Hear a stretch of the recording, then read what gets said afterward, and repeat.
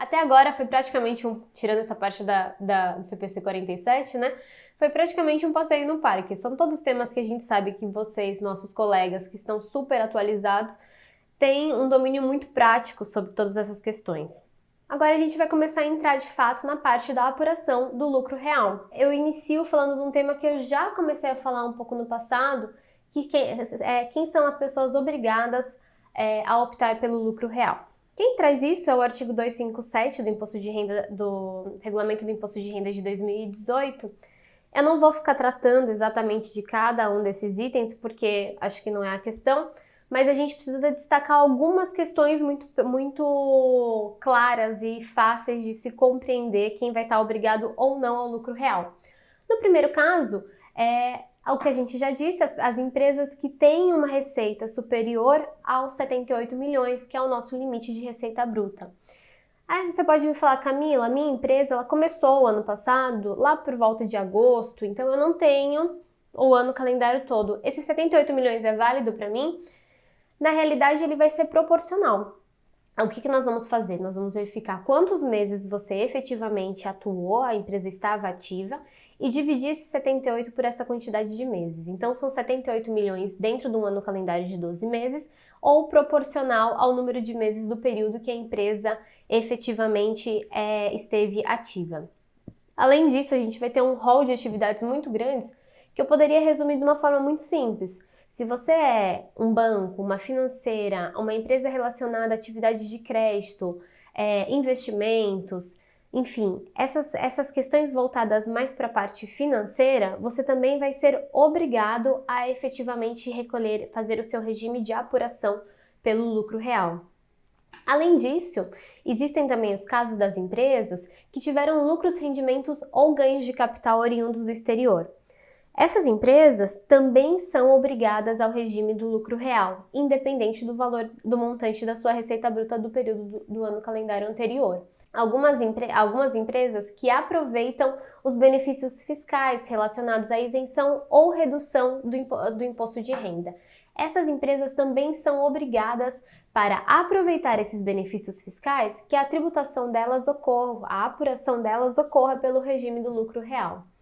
E aí, por fim, de novo, a gente tem questões relacionadas com essa parte mais financeiras, ou seja, de crédito, gestão de crédito, seleção de riscos, enfim, também são obrigados a fazer a apuração pelo regime do lucro real.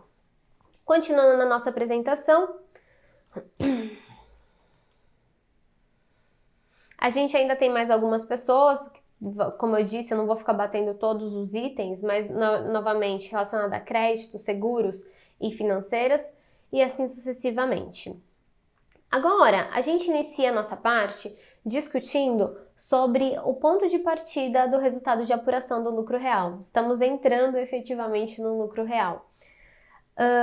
O lucro real, ele tem como ponto de partida o resultado do período, ou seja, quando a gente fala, lembrando de alguns slides anteriores que eu falava sobre a possibilidade de aproveitamento de apuração do imposto de renda contribuição pelo lucro real, presumido ou arbitrado, quando a gente fala no lucro real, o próprio nome já nos dá a entender que a gente efetivamente está saindo de um valor que existe, um valor que efetivamente foi apurado pela empresa.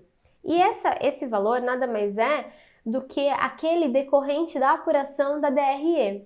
E a gente traz aqui para vocês o artigo 187 das Leis das Sociedades Anônimas, que trata exatamente sobre essa questão da DRE.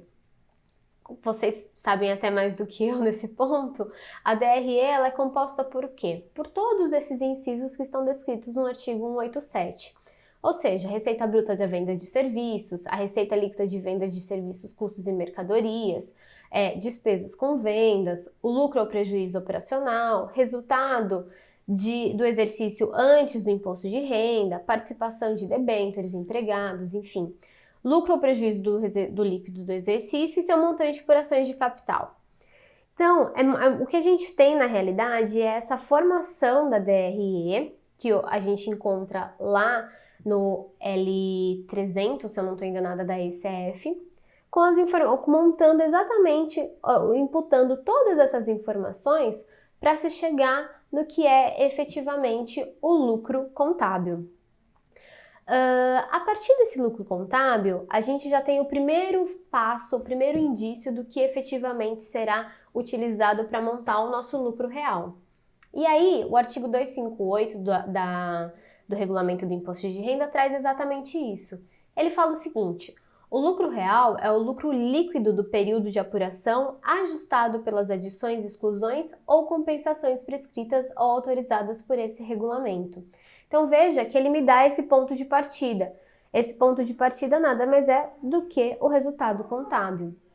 A partir desse resultado contábil, eu vou ter o início do meu lucro real, que vai ser composto com as adições, exclusões e compensações prescritas na legislação.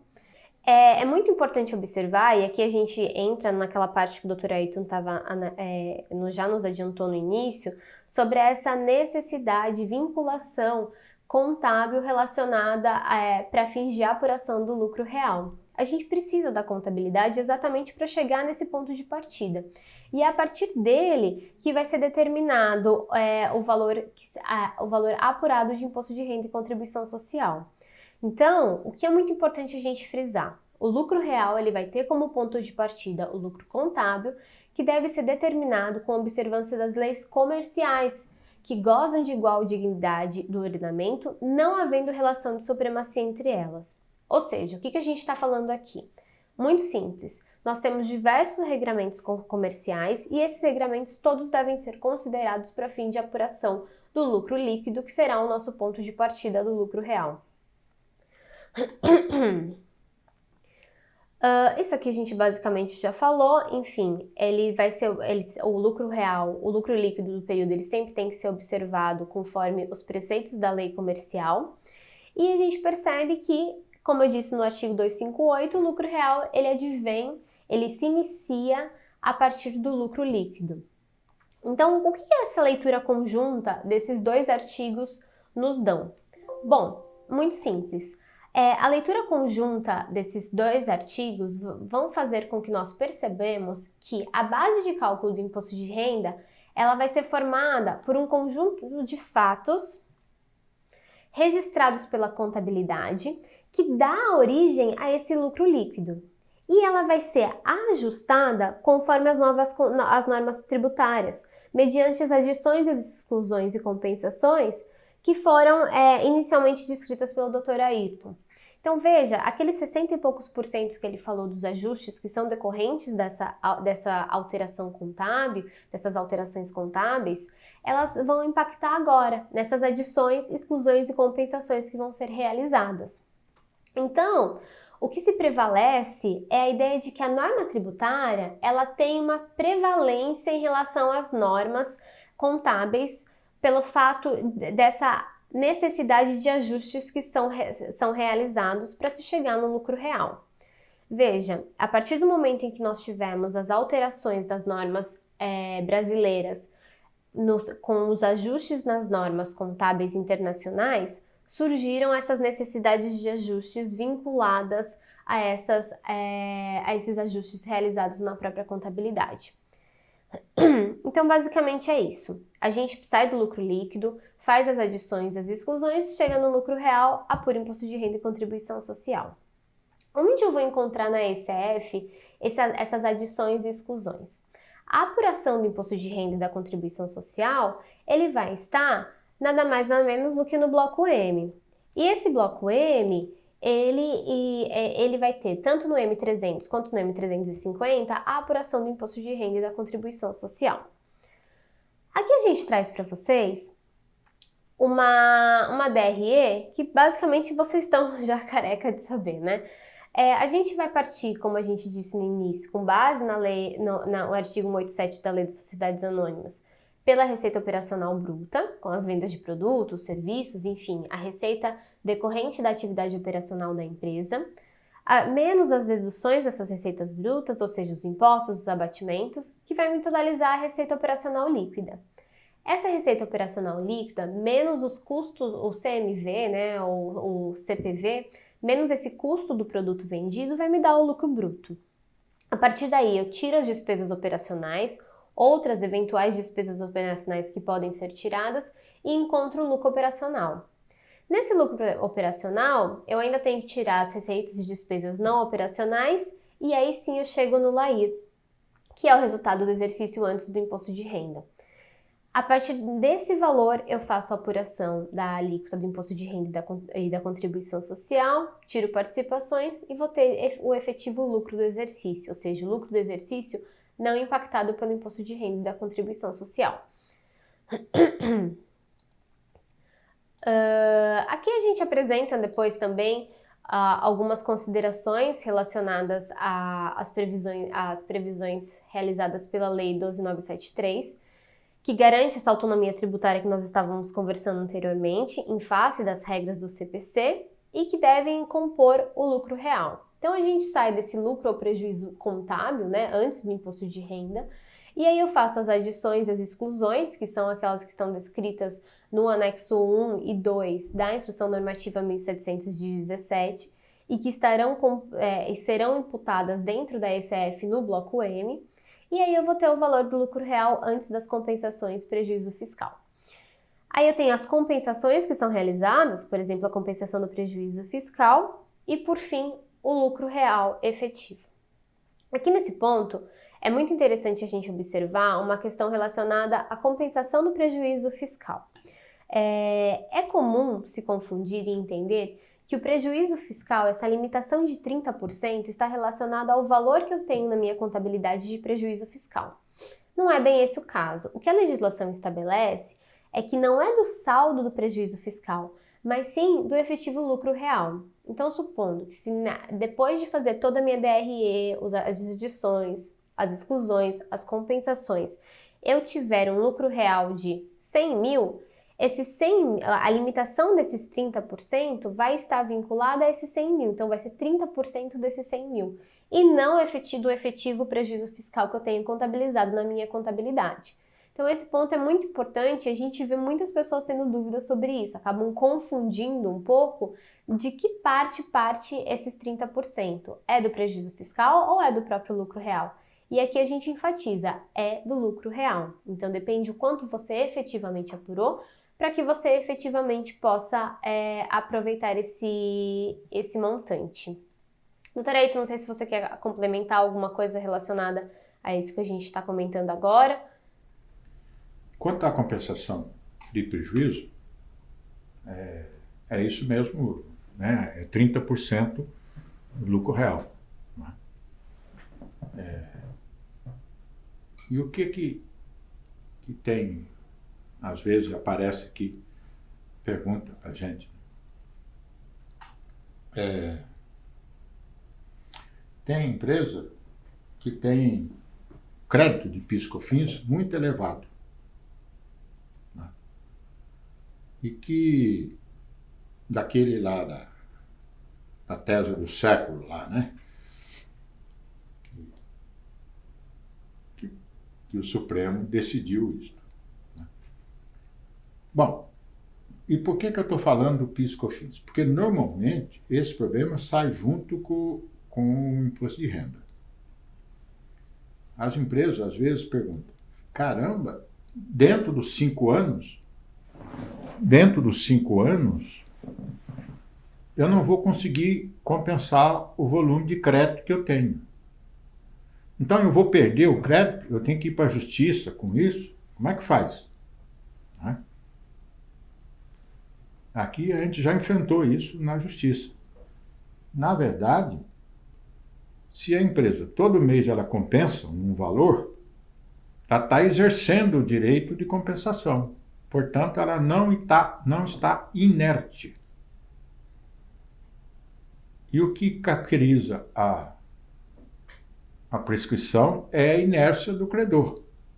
Ora, se ele está exercendo o direito, ele não está inerte. Então, aquele limite de 5 anos não se aplica. Ele vai usar até enquanto zerar o crédito. Né? Seria completamente diferente se ele não tivesse no que abater. Né? Aí, ok. Mas não. Se está usando o direito todo mês, não tem prescrição. Pode ser que a Receita Federal venha querer entender diferente, mas se ela entender diferente, está equivocada, porque a prescrição é inércia. Eu estou exercendo, estou compensando todo mês, então eu vou compensar lá, vai demorar 10 anos, 12 anos, sei lá, para zerar o crédito. Não é o caso de prescrição. Eu até acredito que isso vai ficar resolvido, sem precisar ir para a justiça, porque é tão evidente isso, né? Agora, às vezes, a empresa tem isso, mas também tem prejuízo acumulado, elevado. Aí, o que às vezes me perguntam, né? Eu posso ir na justiça para afastar a trava dos 30%? Né? Essa matéria já foi examinada pelo Supremo. Tá? O Supremo já disse que a trava não tem problema nenhum. Ele já foi julgado isso. Portanto, me parece que a juízo contra a trava em si, a dificuldade vai ser grande. Então, não acredito que vai resolver por ação judicial, porque o Supremo já julgou que a trava não tem problema. Porque, concretamente, se não tivesse compensação de prejuízo, teria a tributação por exercício. Então, foi isso que o Supremo entendeu. Então, aí vem, as pessoas perguntam, e o que eu faço? Né? Que eu estou pagando, eu não estou conseguindo dar vazão mais rápida ao meu prejuízo. Não consigo fazer. Aí, eu posso ir na justiça para tirar a trava? Eu acho difícil. Mas, aí eu fui olhar isso. Né? Eu fui olhar como é que é isso. Aí, se nós formos lá no regulamento,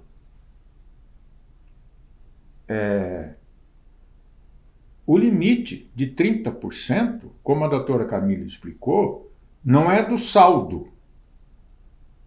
O limite é da base de cálculo. É do lucro real. Os 30%. Não é do saldo, prejuízo. É da base de cálculo. Bom, então, como é que eu resolvo isto? Se é que tem jeito de resolver. Tem que aumentar a base. Se eu quero compensar mais rápido. Aí vai dizer, não, mas se eu aumentar a base, eu vou pagar PIS/COFINS. Não, senhor, o senhor está com aquele crédito lá que você não está conseguindo jogar dentro dos 5 anos. Então, como é que eu faço? Olha, você tem que arrumar um jeito de aumentar a base. Aí tem N caminhos para fazer isso. Por exemplo, sei lá, comprar uma nova atividade, porque aí eu não vejo o problema. O que a lei não deixa compensar é o prejuízo de A passar para B, para a empresa B. Não deixa. Não é isso, doutora Camila? Não deixa passar de A para B. Né? Numa incorporação. Mas eu aumentar a minha atividade aqui, eu não vejo vedação para isso. O que a lei não permite compensar prejuízo é quando tem incorporação, né? A empresa que tem prejuízo é incorporada por uma outra que tem lucro. Aí a legislação não deixa fazer isso. Não é isso que eu estou falando. Eu estou falando que a empresa que tem prejuízo, ela vai tomar algumas medidas para aumentar a base. Ela não vai pagar imposto de renda, numa parte, né, com isso aqui, e não vai pagar o PIS/COFINS. Eu acho que este é um caminho melhor, né, se for possível, do que ir a juízo contra a trava. Eu gostaria de te ouvir, Camila, disso. Não, eu acho que é isso mesmo, né, doutora? Essa questão de aumento da base é a única forma de você acabar aproveitando um pouco mais de prejuízo fiscal. É lógico que a gente precisa ter em mente que a partir do momento em que eu aumento a base, eu só posso utilizar o meu prejuízo fiscal até o limite de 30% dessa base. Então, eu também vou ter outros efeitos, né? Que seria também o aumento da tributação do imposto de renda e da contribuição social.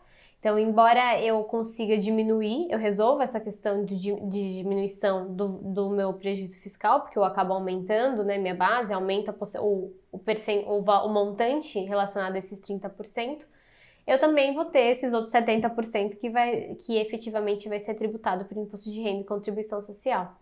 Mas, de fato, é a única alternativa. A gente, como o doutor muito bem afirmou, essa trava é muito difícil de a gente conseguir discutir a sua impossibilidade de utilização. Por muito tempo já está determinado que realmente a trava ela é possível, né, doutor? É que o fato de tributar, aonde estava a operação que eu estou trazendo, era tributado, tá certo? Exatamente. Na verdade, se eu juntar aqui... Na verdade, a gente teria uma tributação lá, e juntando aqui, a gente vai ter uma tributação aqui também. É basicamente... Mas com parte do prejuízo que está aqui. Exato, 30% do prejuízo. Então, na verdade, quem tem esse problema não é nem problema, né? Tem o saldo acumulado de PIS e COFINS, e tem prejuízo, e tem a trava. Aí precisa arrumar algumas saídas, que não me parece que não está ir para a justiça. Foi isso que me parece. Agora, exato, aí precisa, não é, quebrar um pouco a cabeça aí para ver se consegue fazer isso.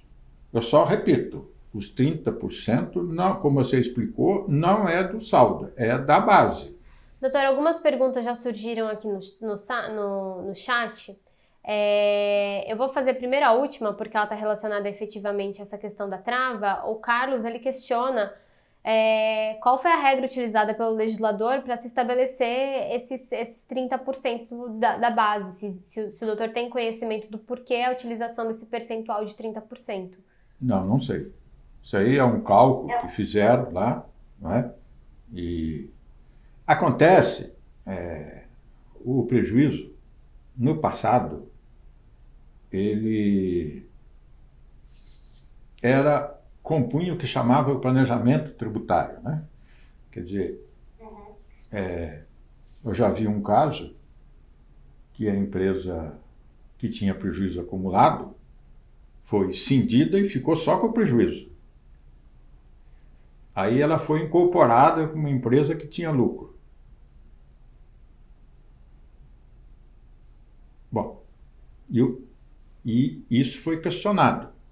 Aí chegou ao CARF.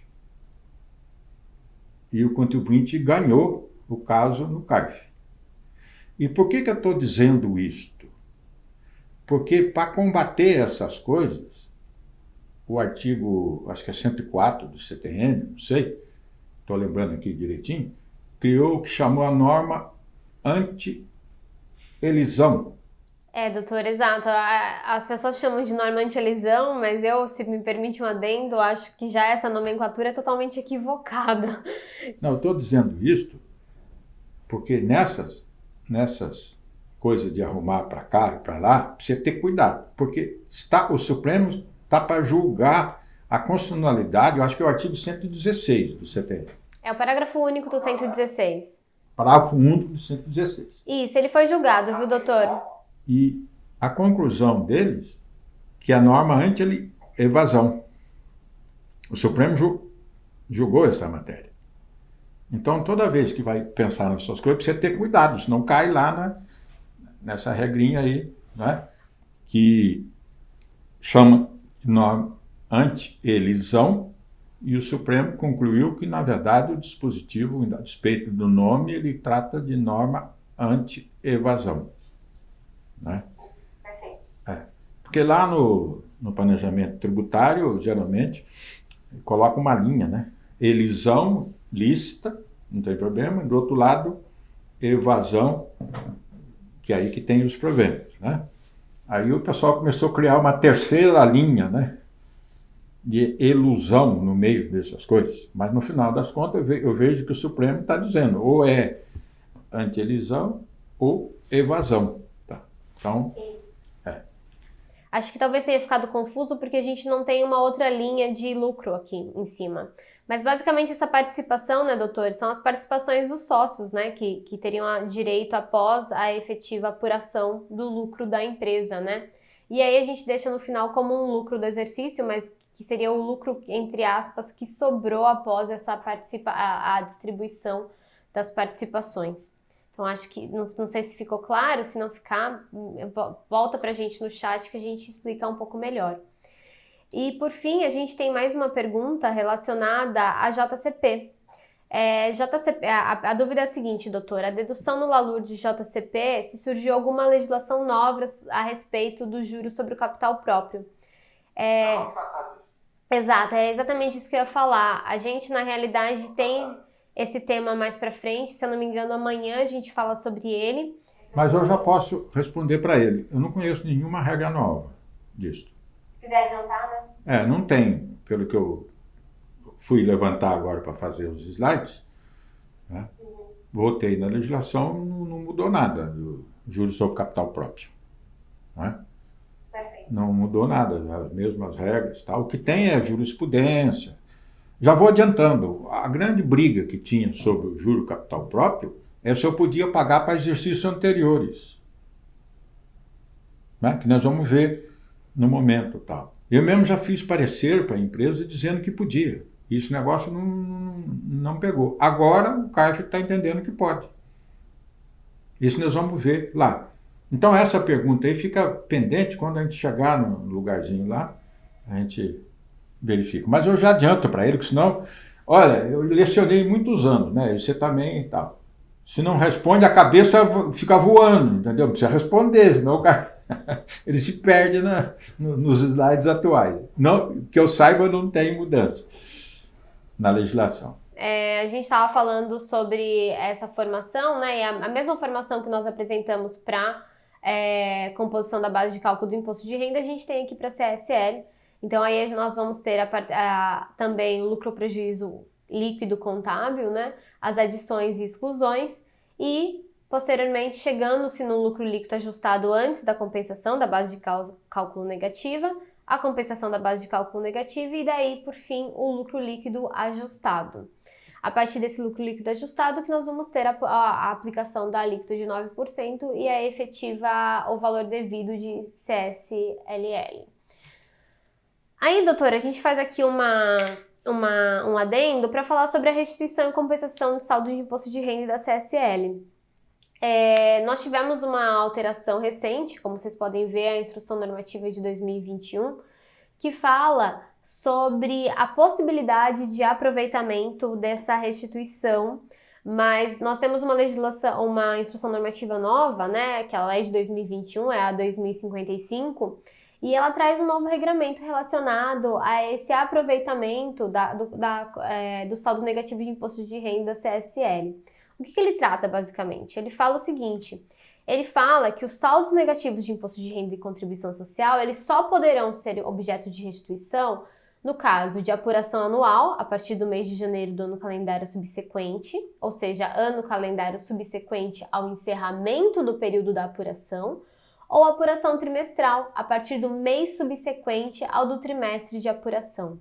E aqui ele me vem com o artigo 28, que é um artigo muito questionável, que ele fala o seguinte, ele fala, olha, o seu pedido de restituição ou de declaração de compensação, relativo a esses saldos negativos, ele só vai poder ser recepcionado pela Receita Federal após a confirmação da transmissão da ECF que demonsra esse direito creditório. Então veja, a gente termina o ano em dezembro, mas eu tenho que aguardar, se a gente considerar a regra certa, até o final de julho, né, dependendo de quando a pessoa envia a ECF, ou então em eventuais prorrogações como nós estamos tendo agora, para efetivamente conseguir aproveitar esse saldo negativo. E de fato, essa regra, né, doutora Aita, essa restrição, ela realmente é muito questionável, porque ela acaba vinculando o direito creditório do contribuinte ao próprio envio da ECF, né? Então isso realmente é uma questão muito questionável, né, doutor? Às vezes, tem auto de infração que o fisco está olhando um ano e volta no tempo 5, 6, 8 anos. Explico. Ele compensou aqui coisa que vem saldo, que foi formado nos anos. Então, se eu acho que o saldo credor do imposto de renda, se tiver possibilidade de pagar outro tributo e não o imposto de renda, isto é de ser avaliado. Porque toda vez que eu compenso o saldo credor de um ano, para poder olhar a compensação aqui, o fisco tem que olhar a formação do lucro do ano anterior. E se tiver outro ano, vai vinculando. Então, essa questão foi discutida se tinha decadência, para olhar os períodos anteriores. Isso chegou ao CARF e o CARF disse que não tem decadência nenhuma, porque eu tô dando um direito meu que foi formado anteriormente. Então essa foi a solução que o CARF deu. Então, em princípio, talvez, né, Camila, vocês que trabalham nisso aí agora, talvez seja preferível o saldo credor do imposto de renda para pagar PIS/COFINS é a mesma regra? Exatamente. A gente tem que... A regra continua a mesma. O aproveitamento desse saldo credor, desse saldo negativo, ele vai ser utilizado a partir do envio da ECF. Tanto para pagar PIS/COFINS? Exato. Eu preciso demonstrar ele através da ECF. Mas isso que o senhor falou tem total sentido, porque a gente acaba criando um efeito cascata entre o período que efetivamente está sendo fiscalizado e os outros que geraram esse saldo negativo, né? Então, realmente, é o que o senhor falou, a gente está aqui, às vezes, numa fiscalização agora em 2022, provavelmente de 2017, 2018, e o fisco está questionando assuntos que são lá de 2015, 2016, até antes, às vezes, por causa desse aproveitamento do saldo negativo. Então, é melhor usar para pagar outro tributo. Exato. Se a empresa tiver essa possibilidade, vale a pena ela utilizar o saldo negativo para aproveitamento de qualquer outro tributo administrado pela Receita Federal. E às vezes ela tem crédito de outros tributos e utiliza esses créditos desses outros tributos para pagamento do imposto de renda da contribuição social. Trocar, né? Trocar e, no final das contas, a conta chega no mesmo lugar sem esse problema. Mas a gente consegue não ter esse efeito cascata em eventuais fiscalizações. Continuando aqui, a gente estava falando sobre a restituição, né? E aí, no final das contas, a gente tem um slide aqui que fala basicamente do que o Dr. Ayrton já adiantou, então ficou mais fácil esse meu trabalho, que são os reflexos da edição do CPC 47 depois da 12973, que é as duas instruções normativas que o Dr. Ayrton já comentou, a 1771 e a 1753. Como a gente viu, né, a Lei 12973, ela estabeleceu essa neutralidade tributária em face dessas novas regras contábeis societárias por causa da contabilidade internacional. Então, dessa forma, veio as duas instruções normativas exatamente no sentido de tornar de tirar esses efeitos, trazendo a neutralidade tributária para o período. O que a gente percebe, na realidade, é que essa neutralidade ela foi, de fato, atingida. Com base na disposição do artigo 58, que a gente já comentou, foi editada essas duas instruções normativas, aprovando esses ajustes necessários.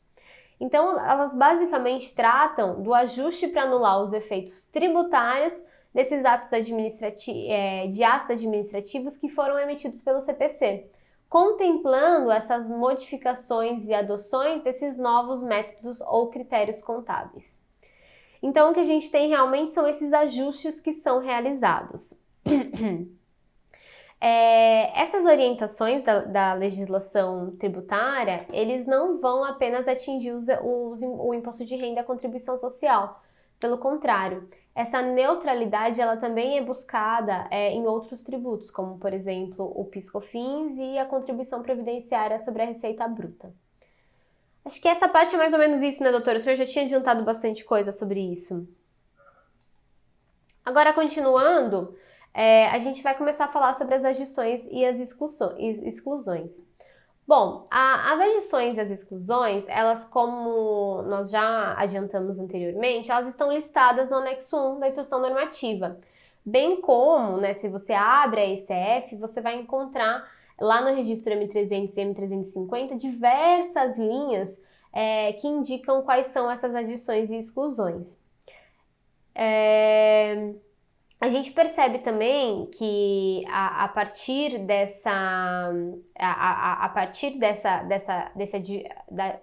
do início da ECF, né, teoricamente era para ter ficado um pouco mais fácil para a gente preencher essa apuração, né, de quais são essas adições e exclusões. Mas o que a gente vê na prática é que efetivamente existe muita dúvida sobre aonde eu coloco determinado ajuste, em qual linha, e qual é o tipo de relacionamento que é colocado para esse ajuste. Realmente existe uma dificuldade muito grande.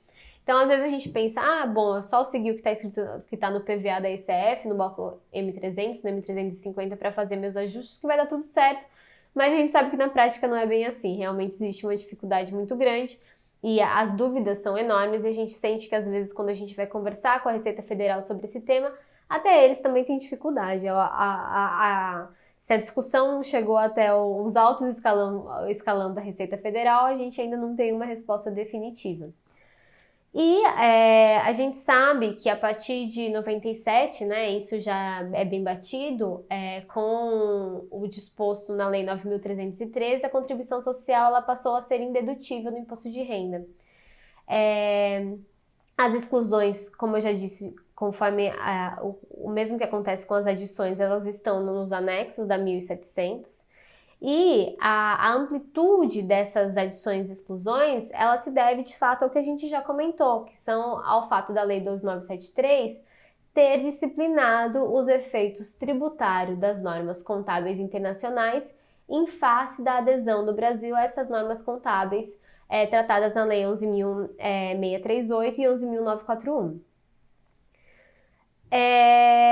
Enfim, basicamente é isso. O que a gente percebe é um descasamento ou talvez uma libertação, como está escrito no próprio slide, da contabilidade societária e o que efetivamente vai atingir as nossas regras contábeis. Antes de ir para o próximo slide, eu vi que a gente tem uma pergunta no chat. O Carlos questiona será que a ideia para o futuro não é tornar a ECF mensal? Ele acredita que de fato isso pode acontecer no futuro. A ECF mensal, eu não sei se efetivamente, eu não sei se ela realmente iria acontecer, porque a gente esbarra nos regimes de apuração, tanto do lucro real quanto do lucro presumido, né? Que o regime, como a gente vai ver na sequência, o regime principal é o regime trimestral, né? Então, se eu faço um regime trimestral para apuração do imposto de renda e da contribuição social, às vezes a informação na ECF acaba perdendo um pouco mensal, ela acabaria perdendo um pouco o foco, considerando que essa informação mensal serviria, na verdade, para compor um valor no futuro considerado de forma aglutinada trimestral. Então, não sei. A gente vê, de fato, que cada dia mais surgem novas obrigações acessórias dentro do SPED para que o contribuinte mande mais informações para a Receita Federal. Mas eu tenho a impressão, posso estar errada, está sendo gravado isso, então no futuro vocês podem me cobrar, tenho a impressão que a ECF, ela permanece pelo menos por um tempo de forma anual. Não sei se os colegas que estão nos acompanhando também concordam com isso. Bom, continuando aqui, a gente traz um exemplo bem hipotético sobre um cálculo do lucro real. Aqui a gente coloca uma indústria, a famosa indústria ABCLTDA, né? E a gente traz a demonstração do resultado relativo ao primeiro trimestre de 2020, alguma coisa. Então a gente sabe, né, que parte da receita bruta, enfim, tem as deduções da receita bruta, as devoluções, abatimentos, os tributos incidentes sobre essa venda, por exemplo, ICMS, PIS/COFINS, que chega no valor da receita líquida de vendas. Aí a gente tira o custo das mercadorias vendidas ou o custo do serviço prestado, ou ainda o custo do produto vendido, né? Que nos dá o lucro bruto. E a partir daí, a gente tem ainda as despesas operacionais, despesas administrativas e despesas financeiras, e por fim, outras despesas e receitas operacionais.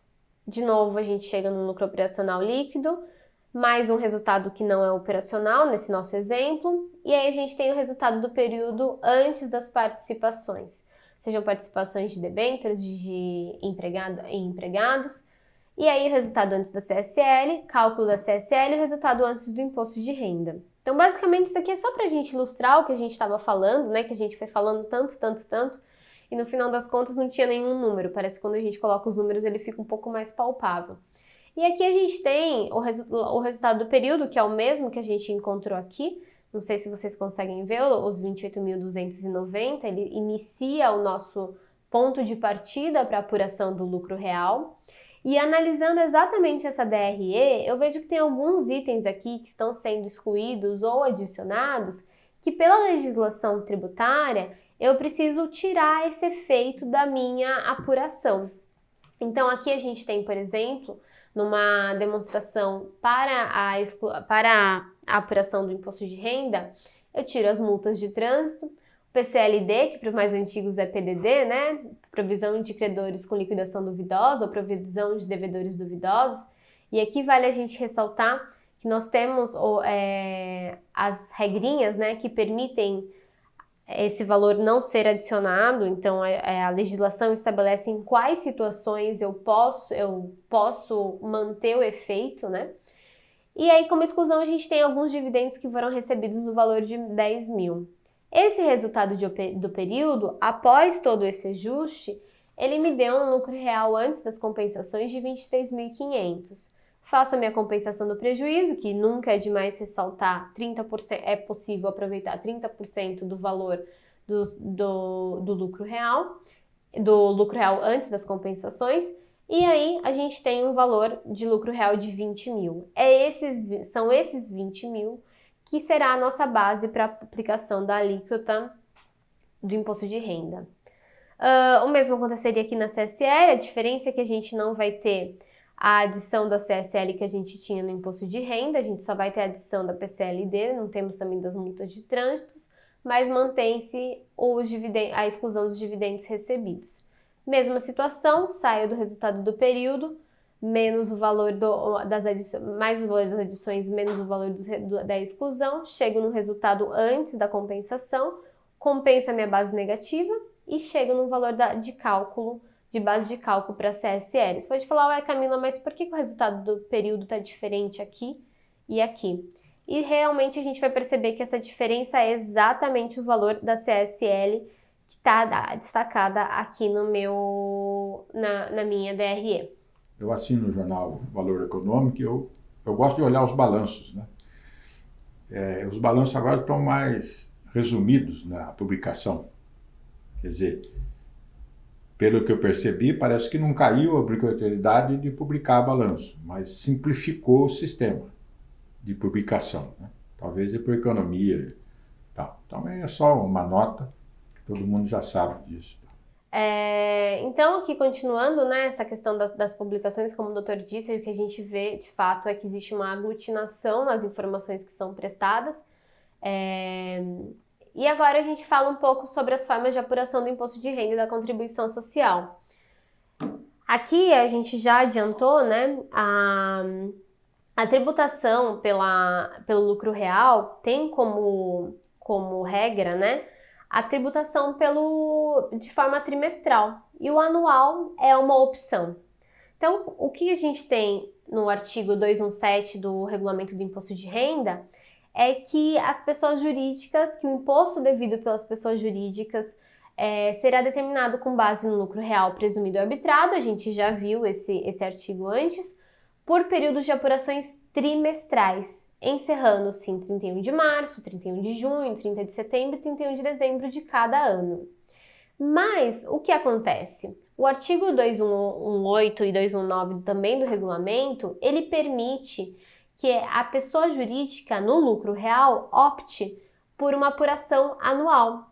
Mas a Receita Federal, ela dá uma liberdade, mas ao mesmo tempo ela também te faz uma cobrança. Ela fala, tudo bem, você não quer optar pelo lucro trimestral, não tem problema, eu deixo você optar pelo lucro anual. Mas eu não vou esperar o ano todo para receber a minha tributação. Eu vou querer que você, na realidade, faça antecipações de estimativas durante o ano calendário. Então, todo mês você vai fazer uma nova apuração, uma apuração considerando todos os valores até aquele período. uma apuração que ela ainda é precária, né? Porque ela é, com base para mim, é estimativa, mas essa apuração faz essa apuração, cria essa estimativa e recolhe essa estimativa ao longo do ano. Então tudo bem, você não quer seguir pelo regime trimestral, não tem problema nenhum, mas serão necessárias antecipações dessas estimativas ao longo de todo o ano calendário. Eu só lembrei de um detalhe aqui que talvez tenha aqui, eu devia ter colocado aqui, não pus. O que aconteceu com as estimativas? Continua isso aqui. O que teve uma discussão grande é a questão da multa sobre a estimativa. Primeiro, a estimativa, às vezes, é maior que está no balanço. E, às vezes, o balanço, no final, até dá resultado negativo. Aí não recolheu a estimativa. Aí vem o fisco e autua na estimativa. Eu nem lembro qual é a multa, mas tem uma multa. Então, ficou discutindo muito se podia fazer a multa, se depois que fechou o período, por exemplo, deu prejuízo. Então, para que a estimativa? Isso foi um vai e vem lá no CARF. Mas, pelo que eu tenho notado, a jurisprudência atual está sendo mantida a multa, mesmo nessas situações. Quer dizer, se tiver estimativa e não for recolhido, vem a multa isolada, né, que eles chamam, e não cai mais, pelo menos a jurisprudência atual está nesse sentido. Fica mantida a multa mesmo se a empresa deu prejuízo, por exemplo, ou deu um lucro menor do que a estimativa não recolhida. Eles vão lá, pegam a estimativa que deveria ter sido e aplica a multa isolada. É só esse detalhe aí que eu devia ter colocado, eu esqueci, mas só esse registro aí. Aqui a gente continua no slide, continua um pouco mais do mesmo, assim, só para enfatizar de fato que a apuração anual ela é estabelecida como opção e autoriza, e essa mesma legislação que autoriza essa apuração por estimativa, né, que a gente chama de precária, porque ainda não é a definitiva, ela também permite que de fato o contribuinte faça esses recolhimentos mensais, mesmo a opção tributária de tributação trimestral sendo regra. Então existe essa possibilidade, uma das opções do contribuinte é de fato escolher isso. Continuando, o que nós temos aqui, na realidade, é só para vocês terem um registro de onde está descrito qual é o regime trimestral e anual. Então aqui no artigo 217 do Imposto de Renda, 218 e 219 do Regulamento do Imposto de Renda, a gente tem essa questão relacionada à fundamentação legal, tanto para o imposto real trimestral quanto para o real anual. E aqui a gente só faz uma ressalva relacionado à opção do pagamento, né? Qual é a opção de recolhimento? E como a gente falou, a gente defende que de fato é no pagamento do imposto e, portanto, no lucro real trimestral, a data da opção ocorre no último dia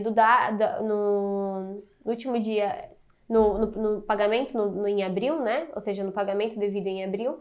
E no lucro real anual, como a gente tem as estimativas, se a empresa efetivamente estiver apurando lucro real positivo, a gente vai ter uma estimativa já, uma antecipação recolhida no último dia de fevereiro. Aí a questão da vantagem, né, doutor? Não sei se o senhor prefere falar sobre isso. Vou mostrar para vocês que eu já defendi alguns casos, que no caso era lucro presumido. E lucro presumido é trimestral, ok? Não é? Aí, o que aconteceu? Resolveu o problema, uma grande parte, por causa de decadência. Ocorre o seguinte, quando o período é trimestral, não é? Eu vou até pegar aqui um 173 do CTN, para poder a gente conversar. Esse é um assunto interessante e importante, não é? A questão da decadência. Nós estamos conversando o seguinte, por que o regime trimestral é vantagem? Mesmo no lucro real. É disso que estamos conversando. Não é? Isso às vezes não é bem percebido na prática. as pessoas tendem a ir para o balanço anual. Nós vimos que na legislação, a legislação considera o trimestral como uma regra. O anual é como opção. Agora, nós estamos conversando agora se é vantagem ficar no trimestral. Naquele caso, e eu tomei bastante consciência disso quando eu fui fazer a defesa no auto.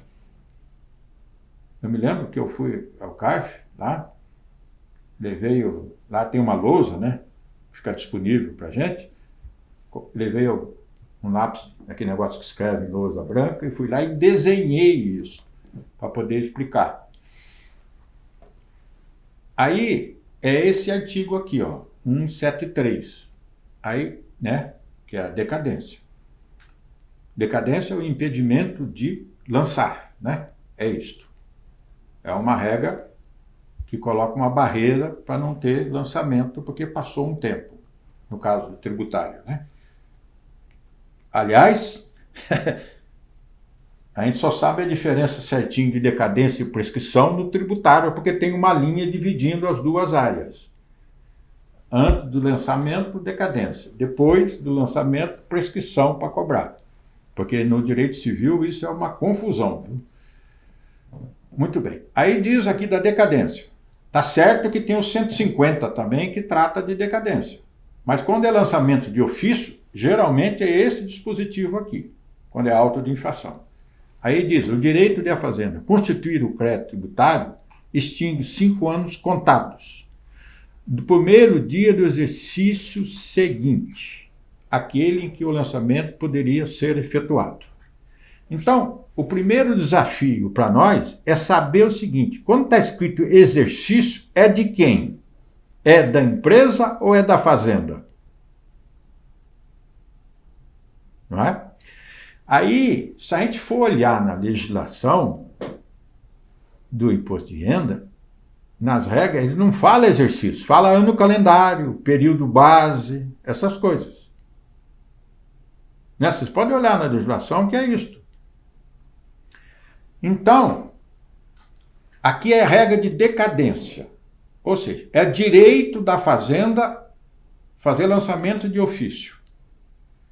Como é que a gente explica a palavra exercício? É perguntando o seguinte, quando é que a fazenda pode fazer um auto de infração?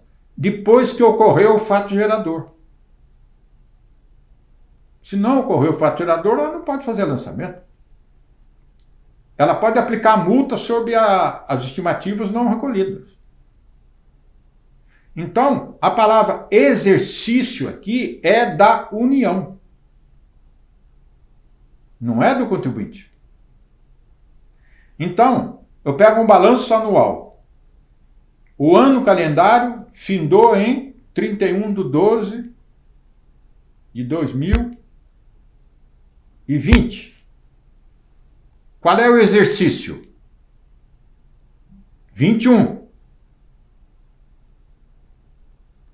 E o exercício seguinte? 22. Então tem um ano aqui que pula, porque é exercício seguinte àquele que poderia tributar. Então, primeiro, a palavra exercício aqui é do credor, da União, do Estado, sei lá, da União. Bom, então, como é que resolveu aquele caso que eu estava trabalhando? Era lucro presumido. Lucro presumido, o fato gerador ocorre quando? Em cada trimestre. Portanto, fechado o primeiro trimestre, o fisco já podia fazer lançamento sobre ele. Estava no exercício, já tinha débito. Então, o exercício aqui ocorre dentro do ano, quando o período é trimestral. E o seguinte é no outro ano. Foi por isso que caiu boa parte do auto, que estava decaído. Então, quando a empresa escolhe a tributação trimestral, é isso que acontece. O fato gerador ocorre em cada trimestre. Portanto, fechou o trimestre, quando o fisco vai fazer, ele não vai cobrar estimativa, ele vai cobrar o quê? Imposto. É o exercício. Aí o exercício seguinte começa no ano seguinte mesmo, né? Então, isso derruba a decadência no mínimo 9 meses da decadência do primeiro trimestre. Então, essa é uma das vantagens da tributação trimestral. Grande vantagem. Você encurta, né? Não é que eu encurto a decadência, eu encurto a contagem da decadência. E para a gente entender direitinho, mesmo, repito, é esse dispositivo aqui, ó, exercício. Exercício a gente tem que vincular que é o direito de crédito da fazenda, o exercício. É por isso que a legislação usa ano calendário, período base, etc., quando quer referir ao período do balanço da empresa. Acho que ficou bem esclarecido aqui, né? Eu só percebi isso claramente quando eu fui fazer a defesa. Aí que eu fui olhar, falei, meu Deus, está decaído, né? Pelo menos 9 meses tinha decaído. Isso deu uma diferença muito grande no alto de inflação. Então, a opção pelo trimestral, ela tem, primeiro, essa vantagem. A vantagem na tributação trimestral, é isso que nós estávamos perguntando.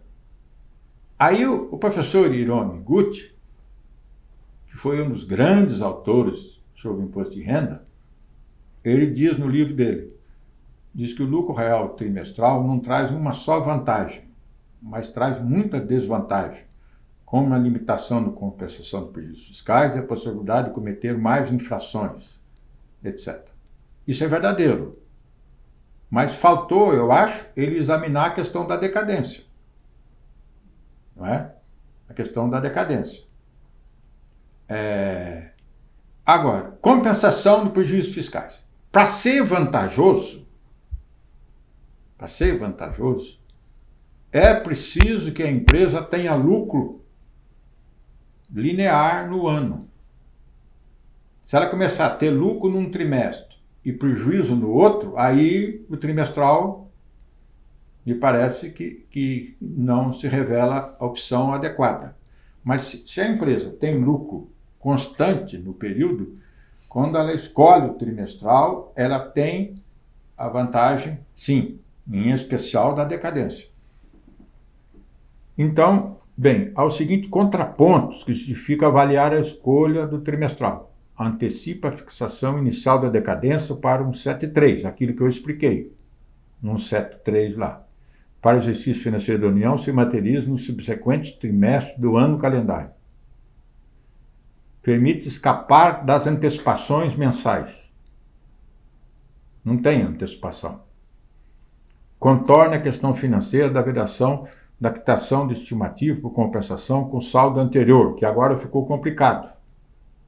Então, além do que, a compensação do saldo credor do ano anterior para quitar outros tributos somente será admitida, né, agora, quando apresentar a ICF.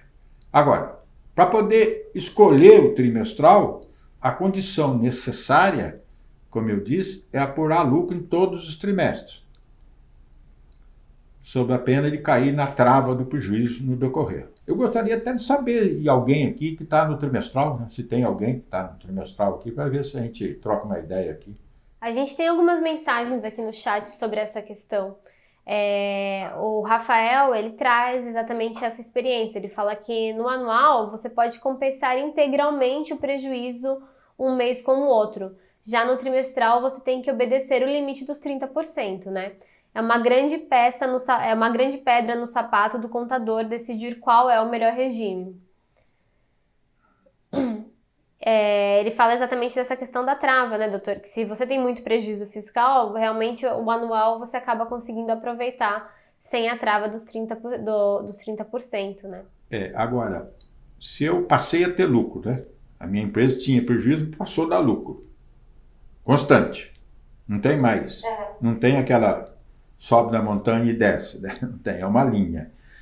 Aí eu precisaria fazer conta se acontece isso que ele está falando, tá? Sinceramente, agora eu posso até fazer conta e amanhã voltar nesse ponto aí. Eu vou pegar um exemplo numérico para ver se fecha com o que ele está falando.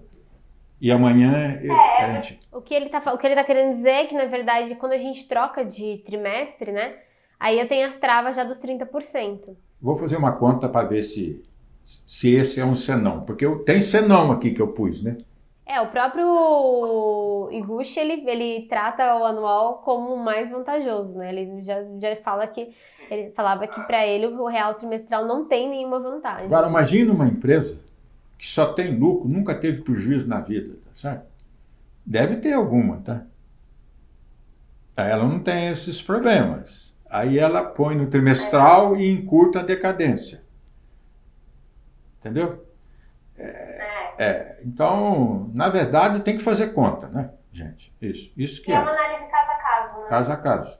Mas eu vou testar essa hipótese. Quem é que falou aí? O Rafael, doutor. Rafael, hoje à tarde eu vou fazer umas continhas aqui. Amanhã, Rafael, a gente volta a conversar nisso. Se você quiser fazer conta também, eu agradeço para a gente trocar as contas. Entendeu? E doutor,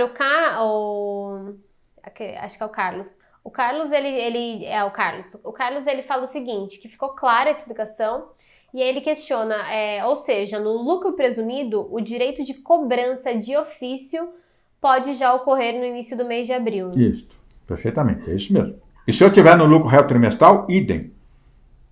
Mesma coisa. Né? Foi isso que salvou aquela empresa que eu estava defendendo.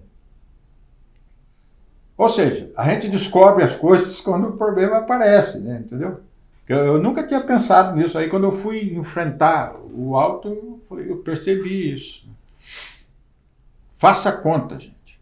Mas tem que fazer no começo do ano, antes de escolher o caminho. Não é? Eu já digo, empresa que não tem prejuízo, que não tem nada, o lucro trimestral é mais vantajoso. Agora, se tem prejuízo, aí tem que fazer conta. Então, né? Agora, e também essa dificuldade prática, hoje, tudo com sistema, essas coisas, né? Ninguém levanta balanço na mão mais, né? Tá certo? Quando eu comecei na Receita Federal, eu ia fiscalizar, só tinha o livro diário, nem razão era obrigado. Aí eu inventei um método científico de auditoria. Eu abria o diário, eu olhava o tamanho da empresa e falei, bom, eu vou olhar fatos aqui acima de tal valor. Aí eu punha o dedo e ia descendo. Quando a cifra superava, eu olhava o que era. Gente, era assim que auditava. Agora hoje, com esses SPED aí, o coração da empresa fica revelado lá, né? A gente vê nas autuações que é o SPED daqui, SPED dali, não sei o quê. Até é difícil de fazer as defesas às vezes, né? Só a Camila que entende o de SPED aí, viu? Eu não mexo mais com isso. Não, doutor, nem a Receita Federal entende. Bom, vamos continuar aqui. Nossa última parte do dia, que são as formas de recolhimento, né? A gente agora começa a analisar elas de forma mais próxima.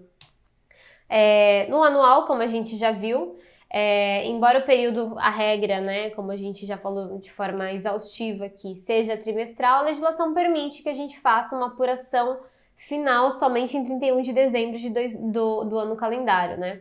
Assim, se a gente opta pelo pagamento anual, eu preciso ir fazendo esses pagamentos, né, ou essas antecipações dos recolhimentos mensais por estimativa, que nada mais são do que, como o próprio diz, uma antecipação do imposto devido por essa sistemática. E aí a gente já viu isso no momento da opção, a gente tem duas formas de apurar esse imposto ou a contribuição, né, CSL, para fazer essas antecipações. Eu posso fazer pelo cálculo da estimativa, né, de recolhimento de estimativa pura, com base na receita bruta, com alguns ajustes, ou então eu posso fazer levantando os balanços ou balancetes de suspensão ou redução, que é o que a gente chama de estimativa monitorada. Essa estimativa, ela está prevista no artigo 12 do Decreto-Lei 1598. Quando a gente fala em estimativa, a gente está falando de fato nesse levantamento via receita bruta, né? E aí traz exatamente aquele artigo que o Dr. Ayrton já estudou e já comentou com a gente sobre ele. Além disso, além dessa receita bruta descrita no artigo 12, a gente também precisa levar em consideração os acréscimos que estão listados no artigo 32 da Lei 8.981 de 95. Quais seriam esses acréscimos, né? A gente traz aqui a redação para vocês. Esses acréscimos nada mais nada menos seriam que os ganhos de capitais, as demais receitas, os resultados positivos decorrentes de receitas não abrangidas anteriormente, ou seja, na própria legislação, todos eles devem ser acrescentados a essa receita bruta para que você efetivamente se calcule essa antecipação dessa estimativa. E aí a gente coloca aqui uma observação para vocês, né? Não estão incluídos nesses rendimentos financeiros que teoricamente deveriam ser adicionados, esses rendimentos financeiros de renda fixa e ganhos de mercado de renda variável. E por que isso acontece? Porque na verdade eles são tributados de forma exclusiva na fonte, então eles não entram na apuração dessa estimativa mensal. Aqui a gente traz um exemplozinho mostrando a apuração do cálculo do imposto, né, por estimativa pura, com base na receita bruta ajustada. O que nós temos aqui? A gente tem a receita bruta, o nosso exemplo é a indústria XPTO, a gente mudou agora, em vez de ser ABC, é XPTO. E por ser uma indústria, ela está dentro dos percentuais de 8% e 12%, né, que tá 32, mas 12% para a CSL. Aqui a gente tem o valor, a aplicação do percentual sobre a receita bruta, me dando a base de cálculo do imposto de renda, aplicação da alíquota de 15 e do adicional de 10, chegando no valor do imposto de renda devido. O que é importante ver exatamente nessa linha de imposto de renda devido, que nós temos recolhimento em todos os meses pela receita bruta ajustada. Porque a receita bruta ajustada, ela não parte efetivamente de um eventual prejuízo que você tenha. Como o próprio nome diz, ela parte da receita bruta e aplica um percentual sobre esse. E aí, por causa disso, a gente vai ter um recolhimento todo mês. Ao contrário do que acontece, por exemplo, nos balanços ou balancetes de suspensão e redução. O balanço de suspensão e redução, ele está previsto no artigo 227 do Regulamento do Imposto de Renda, e ele fala basicamente que a pessoa jurídica ela poderá suspender ou reduzir o pagamento do imposto sobre a renda devido em cada mês, desde que demonstre, por meio de balanços ou balancetes mensais, que o valor acumulado já pago excede o valor do imposto, inclusive seu adicional, com base no lucro real do período em curso. Então, a gente tem um exemplo aqui, deixa eu ver aqui o exemplo, acho que ele fica mais claro para a gente ver aqui. Aqui a linha está destacada em amarelo, então é mais fácil. Veja que a empresa esse valor ele vai se acumulando ao longo do ano, né? E faz as adições, faz as exclusões, a gente chega no lucro real e aí aplica as alíquotas. Eu tenho uma linha de imposto de renda devido e imposto de renda a pagar. Por quê? Porque considerando, por exemplo, a receita, o resultado contábil atingido até fevereiro, eu teria que pagar um valor de imposto de renda de 866 mil. Mas, quando eu olho no meu mês anterior, eu vejo que eu já antecipei 458. Por causa disso, em vez de eu antecipar 866, eu vou antecipar 866 menos 458, me dando um valor a pagar de 408 mil de imposto de renda para aquele período. E isso vai acontecendo ao longo de todo o ano calendário. Pode acontecer, no entanto, como aconteceu no nosso exemplo em setembro, que o valor apurado, meu resultado contábil já era menor, eu tive alguns ajustes e o meu lucro real ele ficou menor do que dos períodos anteriores. Nesse caso, como eu já tinha antecipado, como a própria linha mostra aqui, 4.186.000, e agora eu estou devendo 2.410, eu vejo que o valor de setembro é menor que o valor de agosto. Então, a legislação ela me permite suspender essa antecipação aqui. Esse valor de estimativa não vai ser pago, eu não preciso pagar 2.410 novamente, porque eu já paguei 486. Então, eu suspendo nesse período e aí nessa empresa, em outubro, ele já obteve lucro novamente, um lucro real positivo, e, portanto, eu volto a fazer os meus recolhimentos. E assim sucessivamente. Isso acontece tanto no imposto de renda quanto para a contribuição social. Aqui a gente entra nessa questão da possibilidade de compensação e restituição do saldo anual do imposto de renda. Então, como a gente já viu, a gente tem essa vedação vinculada à ECF, né? É uma coisa que a gente já conversou sobre isso. Eu só posso fazer esse aproveitamento depois que eu envio a ECF, mas existe uma questão também que foi alterada recentemente. Antes, a legislação me permitia que eu fizesse a quitação dessas estimativas através de compensação. Então, eu podia ir lá e compensava esse período sem problema nenhum, e eu não precisava ter esse dispêndio do meu caixa para pagar uma estimativa que às vezes no futuro nem efetivamente nem se realizaria. Veio a Lei 13.670 de 2018 e alterou o artigo 74, inciso 9 da Lei 9.430 de 96. O que ele falou? Ele falou o seguinte: olha, a partir de agora, por essa estimativa ser um valor pago de forma precária, você não pode mais fazer compensações. Então, esse valor, de fato, você precisa tirar do seu caixa. Você vai gerar o DARF, vai fazer o recolhimento no banco e você vai ter esse dispêndio financeiro na sua contabilidade e efetivamente na sua gestão financeira. O que acontece é isso. Antes, não, a gente ia olhar uma apuração de uma empresa, a gente pedia os comprovantes de pagamento de recolhimento dessas estimativas e vinha um par de comps, sem problema nenhum. E era comum isso. A partir de 2018 veio essa vedação e a partir daí a gente não tem mais a possibilidade de fazer a compensação dessas estimativas. Há, portanto, a necessidade de que esses valores sejam efetivamente pagos. Por fim, a gente fala um pouco sobre o regime trimestral.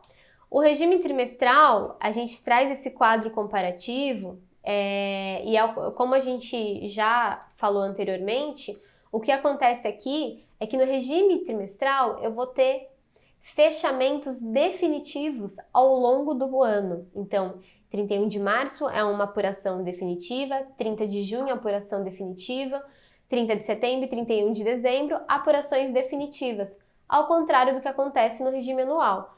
No regime anual, eu tenho antecipações nos 11 meses calendários, e a gente relembra, né, que essas antecipações, na realidade, podem não acontecer se eu tiver a possibilidade de suspender o recolhimento ou reduzir esse recolhimento, enfim, reduzir de fato ela ocorreria, mas suspender ela pode não acontecer. Mas em 31 de dezembro eu vou apurar de forma definitiva esse valor. E aí a gente tem aqui o definitivo igual acontece no regime trimestral. O valor apurado em 31 de dezembro é o valor devido e, portanto, deve ser recolhido e deixa de ter essa característica precária, passa a ser um valor definitivo. Aí o que acontece? Uma questão muito importante que a gente pode falar no regime trimestral é a questão do tratamento para compensação dessa retenção indevida ou a maior. Vamos lá. A pessoa jurídica que sofreu uma retenção indevida ou a maior de imposto de renda e CSL nesses rendimentos que integram a base de cálculo do imposto de renda e contribuição social, e aqui é importante a gente falar que a gente está tratando de retenções que são mera antecipações, né, e não exclusiva, não tributação exclusiva na fonte. Ela poderá utilizar esse valor retido somente para dedução do imposto de renda e da CSL devida no período em que houve essa retenção. Ou então, se você não conseguir aproveitar tudo nesse trimestre, você vai ter que utilizar esse valor de retenção para compor o seu saldo negativo de imposto de renda e CSL do período. Então, aqui é uma diferença, né? É a diferença que nós temos do lucro real trimestral e do lucro real anual. No lucro real anual, eu tenho todo o ano para aproveitar essa retenção. Exatamente por isso que a gente acabou de falar. Nós estamos tratando de meras antecipações, ou seja, os balancetes levantados nesses períodos são balancetes precários que tornarão-se definitivos somente em 31 de dezembro. Enquanto que no trimestral não. No trimestral, a cada final de trimestre, eu tenho um efetivo encerramento. E, portanto, os valores retidos naquele período somente poderão ser utilizados lá ou vão compor o meu saldo negativo.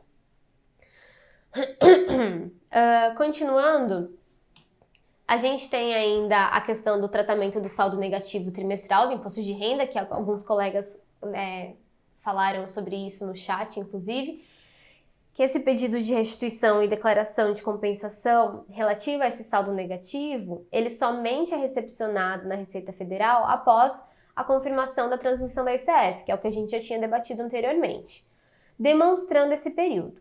Mas, se nós estivermos tratando de saldo negativo de imposto de renda e CSL apurado trimestralmente, essa restrição, ou seja, a restrição da obrigatoriedade de envio da ECF, somente ocorre após o encerramento do trimestre. Então, embora aqui eu tenha um tratamento trimestral, de fato eu esteja tratando de questões definitivas em cada trimestre, a Receita Federal ela me permite que eu não aguarde o envio da ECF para aproveitamento desse saldo negativo dentro do próprio ano calendário.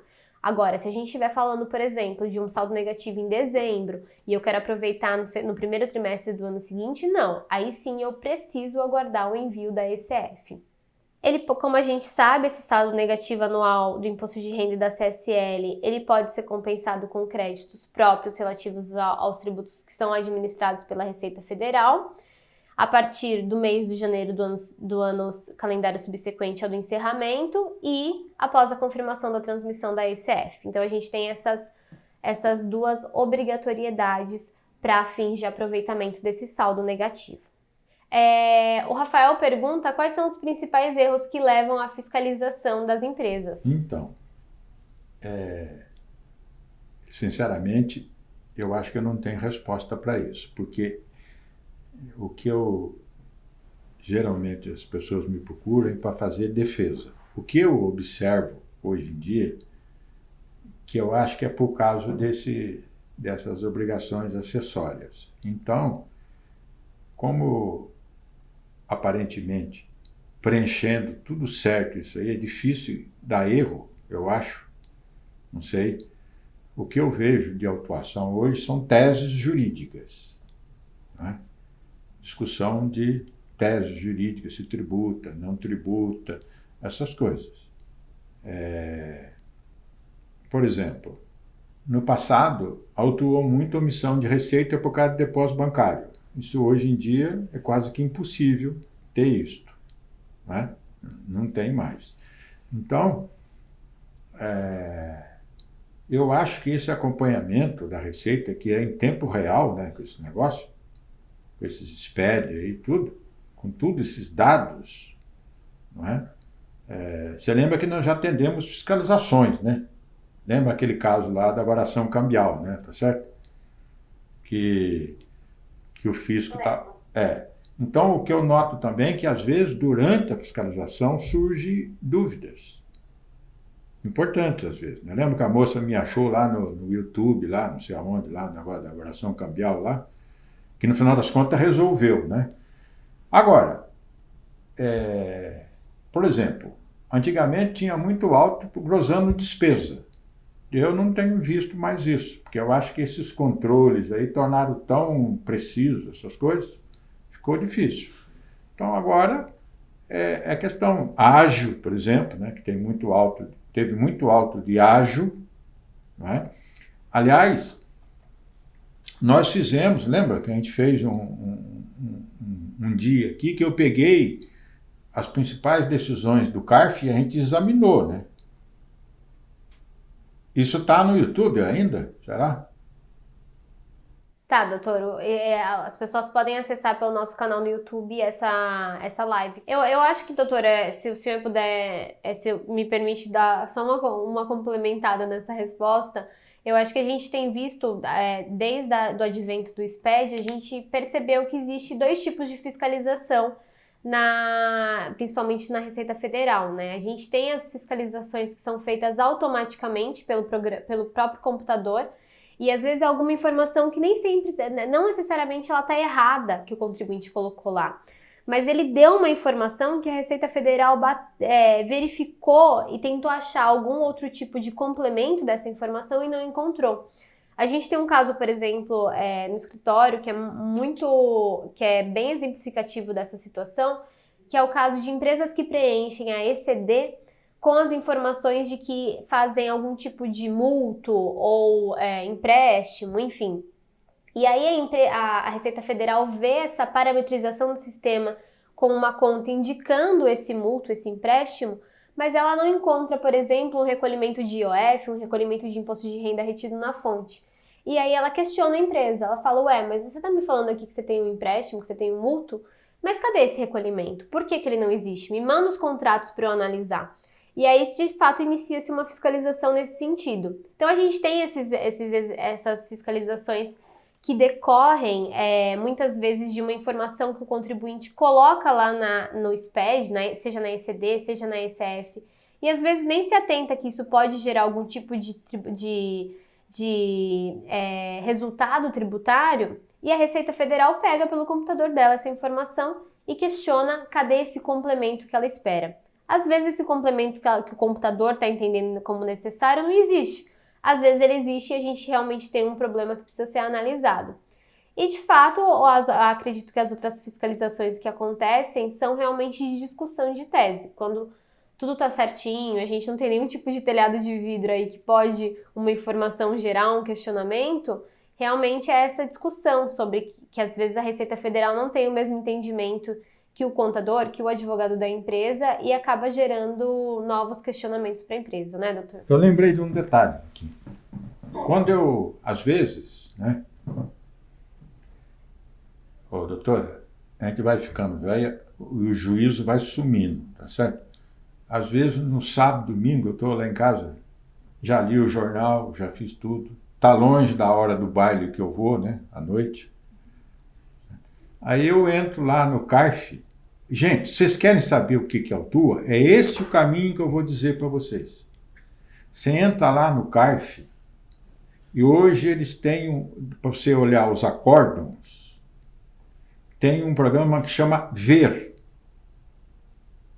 Aí você entra lá, você pode botar por data, por matéria. Aí quem tem curiosidade de saber qual é os autos que são feitos e as matérias, esse é o canal.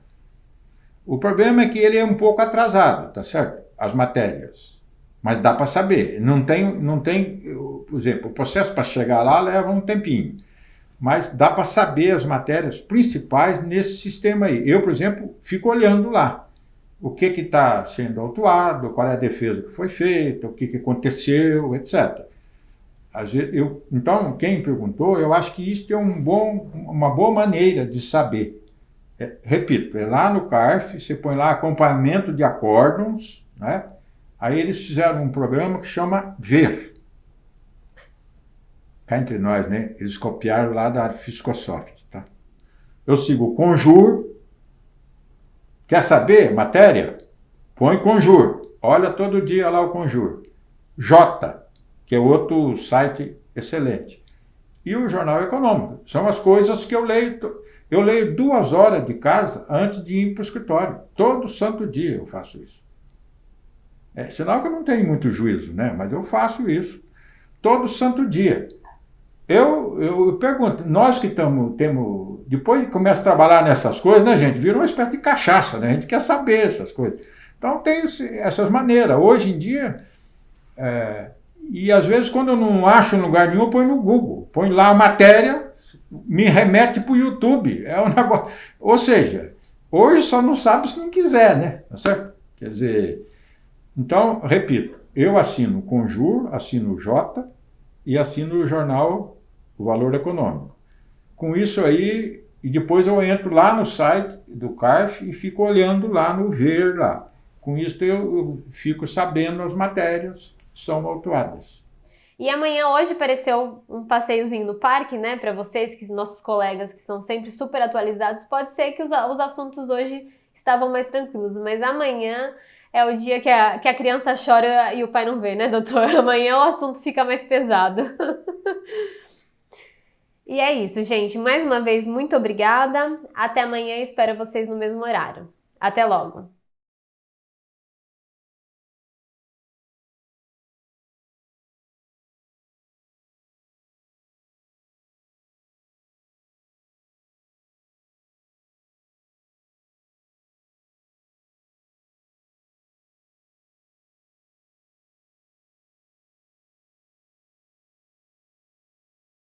Até logo!